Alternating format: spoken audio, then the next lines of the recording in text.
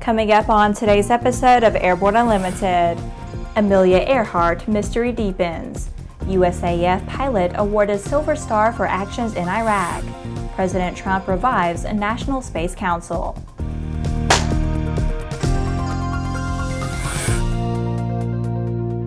Hello, I'm Laura Hudson. It's July 7th and this is Airborne Unlimited.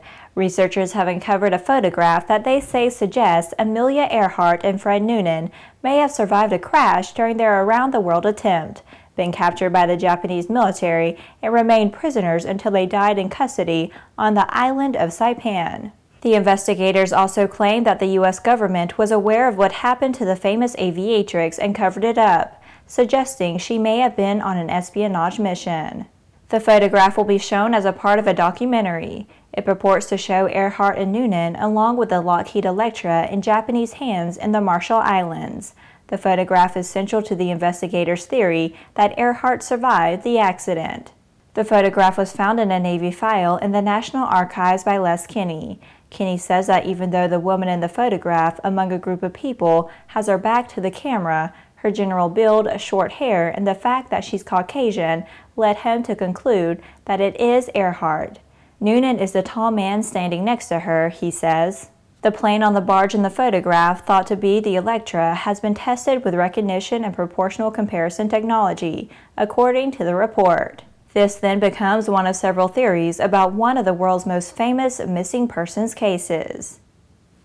In the early days of the Iraq War in 2003, as troops from the 3rd Infantry Division's 2nd Battalion, 69th Armor Regiment were advancing on Baghdad, they ran into some heavy resistance from Iraq tanks and fighting vehicles dug in on the east side of the Tigris River. Flying in an A-10 Thunderbolt, then Captain Gregory Thornton saw the battle unfolding and did what the airplane was designed to do. Thornton and his flight leader fought for 33 minutes, taking out 3 T-72 tanks, 6 armored personnel carriers, and several utility vehicles that were in striking distance of U.S. troops. This courageous and aggressive attack, while under withering fire and in poor weather, along with Captain Thornton's superior flying skills and true attack pilot grit, allowed Task Force 269 Armor to cross the Tigris River with minimal combat losses, and successfully accomplish their objective of linking up with coalition forces, completing the 360-degree encirclement of Baghdad. By his gallantry and devotion to duty, Captain Thornton has reflected great credit upon himself and the United States Air Force. Thornton continued his career, retiring as Lieutenant Colonel. The award was presented to Thornton in a ceremony at the National Museum of the United States Air Force at Wright-Patterson AFB in Ohio. After the break, the National Space Council returns. Concorde's recombinant gas RG series sealed battery technology produces a high-performance battery with the advantages of being pre-tested and fully charged at the factory. Find out more about Concorde's entire line of batteries at www.concordebattery.com. Concorde, the heart of your aircraft.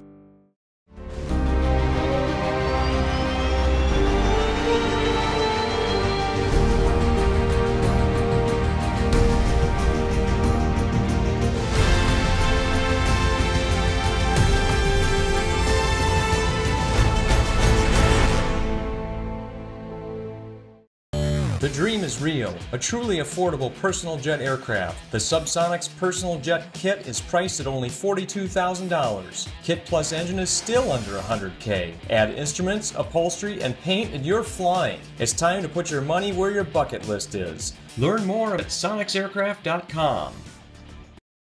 Welcome back. President Donald Trump has signed an executive order reviving the National Space Council and placed Vice President Mike Pence in charge of the panel. The council was first established in 1958 and had vice presidents until 1973. It next was empaneled in 1989 and lasted until 1993. President Obama considered bringing it back for a third time in 2008, but never acted on the idea. In his executive order, President Trump said that the council was tasked with advising and assisting the president regarding national space policy and strategy. The council was never formally disestablished, but it effectively ceased operation in 1993. This order revives the council and provides additional details regarding its duties and responsibilities.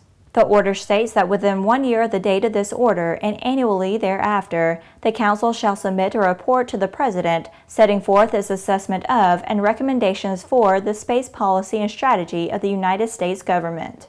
I am pleased that President Trump has signed an executive order reestablishing the National Space Council.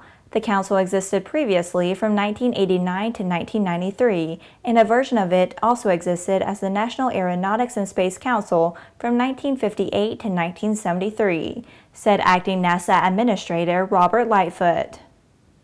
It's Friday, and that means it's time for A&N CEO and Editor-in-Chief Jim Campbell to check in with his weekly barnstorming commentary. It's a trip that A&N's Jim Campbell has made for 4.5 decades, which leads to many memories. Here's this week's barnstorming. Thanks, Laura, and hi, folks. Well, I've got a little bit over a week to go, or maybe just had a week to pack up and head for Oshkosh. I have to go up early each year to get our on-site building prepared and get whatever repairs are necessary and this, that, and the other thing done. And it's an interesting time, and next week we'll tell you all about the really cool things we have planned for Oshkosh. And this year we've got a whole bunch, especially since we're celebrating the 10th anniversary of our daily Aero-TV programming, among other things. And then, of course, big announcements about what's next, the most disruptive thing we've ever done, called Aeroverse. Enough of that right now. To me, each year going to Oshkosh, and I think if I remember correctly now, this is going to be my 45th, having started at age 16. I was 16 the first time I went there, and I'm 60. God knows how I survived 45 years of anything. But to me, Oshkosh is this great place to see things and so forth, but to quote Paul Poberezny, it's all about the people. And one of the things I missed most these last few years was this annual thing where Paul and I would meet up with sawed-off VW, a red one that he would run around in, and we'd just go run around the field for an hour or so, meet people, talk to folks, swap lies, have a great time. And it was just such a great time to just sit back right next to Paul, talk about stuff, see who's going on. Just great times, and God, I miss it. And I miss so many people who can't be there anymore.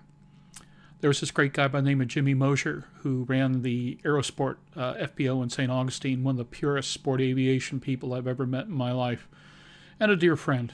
Oh my, there's so many people. And of course, this is the first year we're going to go and not see Bob Hoover, and I just can't imagine that. And of course, every year for me, there's the stop each day with flowers at the memorial for Vicky, and there's a sense of ease in being able to be there and remember her and so forth that I haven't felt in a while, and it's nice to have that. But most important, it's great memories of great people doing great things. One of my favorite things to do at Oshkosh is to take a night walk up and down the area and just let the memories surround me. All these amazing people, all these extraordinary folks. Did you ever hear of a guy by the name of Dwayne Cole, one of the best stick and rudder people in the world? Really, really cool people. Tommy Jones. So many, and I miss them. But at the same time, I get back to Oshkosh and I miss them a little less because they surround me, their memories envelop me, and I'm a better person for having known them and having been supported by their interests and all the things that they did to help me get along. And more important, all the things that got me to Oshkosh, all the things that kept me at Oshkosh, and the things that keep me coming back year after year after year, especially with as great a struggle as Aero-News has been over a couple of years. Oshkosh, it's all about the people. Come join us, meet some new friends, some old friends you haven't met yet, and a whole bunch of great people who love one thing and one thing above all else, flying and flying people.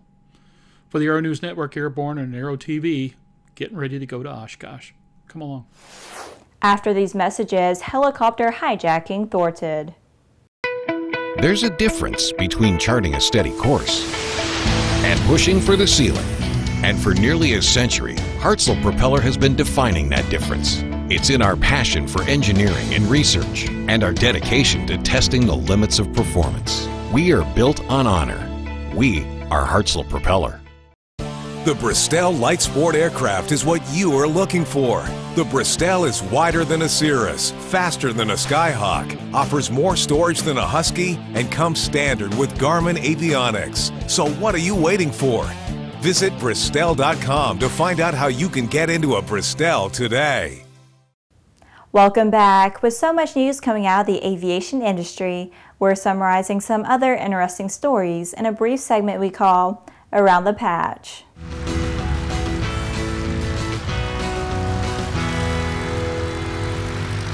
A man who allegedly attempted to steal a helicopter from a flight school in Hillsboro, Oregon at gunpoint was fatally shot by police as the incident unfolded last week. The man was first noticed by a family who enjoys watching the aircraft come and go from Portland-Hillsboro Airport from outside the perimeter fence, before the attempt to take the helicopter, during which he was shot and killed by police. When a SpaceX Dragon capsule splashed down in the Pacific Ocean last week, it marked another historic first for the commercial space company. The Dragon was returning from its second trip to the International Space Station. It was the first time that a spacecraft has made 2 round trips to the ISS since the shuttle program ended in 2011. A Chinese Long March booster fell during the launch of a satellite Sunday, putting China's planned future missions in doubt. The launch took place from the southern island province of Hainan. The official Chinese agency Xinhua said that an anomaly occurred during the flight of the rocket, and that the failure of the booster would be investigated. The Air Force announced the recipients of the 2016 Air Force Fighter Annual Awards. Major John R. Widmer, the 314th Fighter Squadron Flight Commander and F-16 Instructor Pilot at Holloman Air Force Base, was named the Air Force's Fighter Instructor Pilot of the Year. The award is designed to recognize fighter pilots and weapons systems officers' commitment, performance, leadership, and aviation skills. Pilatus has handed over the 1500th PC-12 to the Royal Flying Doctor Service of Australia. A fitting handover celebration was held to mark this milestone for the Pilatus PC-12. Just under 2,000 Pilatus employees and guests took part at the 1500th PC-12, with its special livery was handed over to the RFDS by Oscar J. Schwink, chairman of Pilatus. Well, that's it for today's trip around the patch. Now let's move on to the rest of the news. An amendment to the Senate version of the FAA reauthorization bill introduced by Senator John Thune has proposed to enhance airline safety by expanding the types of training courses that can be credited toward flight hours. That language is causing some aspects of the airline and flight training community to speak up for and against. The amendment changes language in the FAA Extension Act of 2010 to say training courses or other structured and disciplined training courses will enhance safety more than requiring the pilot to fully comply with the flight hours requirement. Thune said his amendment would allow prospective pilots to receive credit toward flight hour requirements if taking structured and disciplined training courses, if completion of those training courses will enhance safety more than an unstructured accumulation of flight hours. The amendment has met opposition. Senator Tammy Duckworth said watching videos in a hotel ballroom can't replace flying experience. It has also been opposed by ALPA. ALPA President Captain Tim Canal said that the Thune Amendment would weaken airline pilot training, qualification, and experience requirements put in place by Congress in 2010 to make flying safer in the wake of more than 30 airline accidents. Those who supported this amendment will be responsible for endangering the flying public, should it become law. Well, that's our program for today. Remember that Airborne Unlimited is streamed daily Monday through Friday with additional breaking news bulletins for important stories that fall outside of our normal deadlines. If you're watching us on YouTube, please subscribe and do check us out on Facebook and Twitter. Get comprehensive, real-time, 24/7 coverage of the latest aviation and aerospace stories anytime at aero-news.net. Have a great weekend. See you Monday.